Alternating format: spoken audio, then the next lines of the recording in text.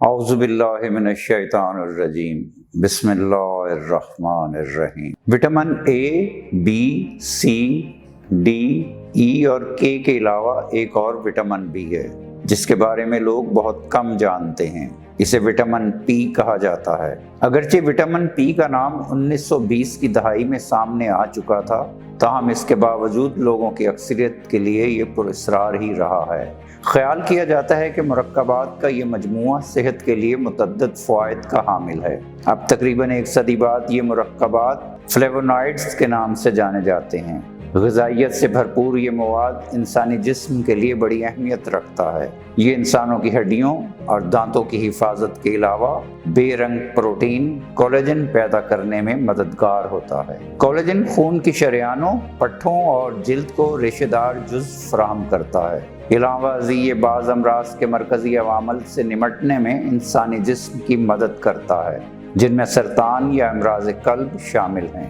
انگریزی جریدے دی general of nutrition میں شائع تحقیق کے مطابق پھلوں اور جوسز سے بھرپور غذا وٹامن پی کے حصول کا مرکزی ذریعہ ہے۔ اس کا استعمال کرنے والوں میں پھلوں کی کم مقدار لینے والے افراد کے مقابلے میں فالج کا خطرہ 31% کم ہوتا ہے۔ ماہرین نے وٹامن پی کو دل کے امراض سے لڑنے والا ایک مؤثر ہتھیار بھی قرار دیا ہے، لیکن وٹامن پی در حقیقت فلیوونائڈز جیسے کیمیکلز کے مجموعے کو کہتے ہیں جن کی تعداد اس وقت 6000 سے بھی زائد ہے۔ جسم میں خون کی گردش، فشار خون اور کولیسٹرول کی سطح کو بہتر بناتا ہے۔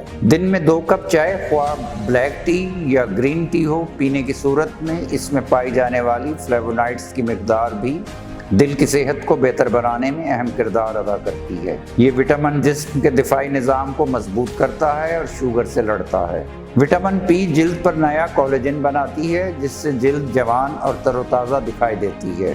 وٹامن پی تمام رسدار پھلوں میں پائے جاتے ہیں جن میں سنترے، نارنجی، کینو، لیمو اور اسی قبیلے کے دیگر پھل شامل ہیں۔ ماہرین کا اصرار ہے کہ ہر طرح کے فلیوونائڈز اور اس سے وابستہ دیگر اجزاء کا بھرپور استعمال کیا جائے تو انسانی جسم کو بے پناہ فوائد میسر آتے ہیں۔ خالص اور معیاری اشیاء خریدنے کے لیے www.chiltanpure.com پر تشریف لائیں اور معلوماتی ویڈیوز تک بروقت رسائی کے لیے ہمارے چینل کو ضرور سبسکرائب کریں۔ ناظرین، یہ ویڈیو عام معلومات کے لیے ہے، اس حوالے سے اپنے ڈاکٹر سے بھی ضرور مشورہ لیں۔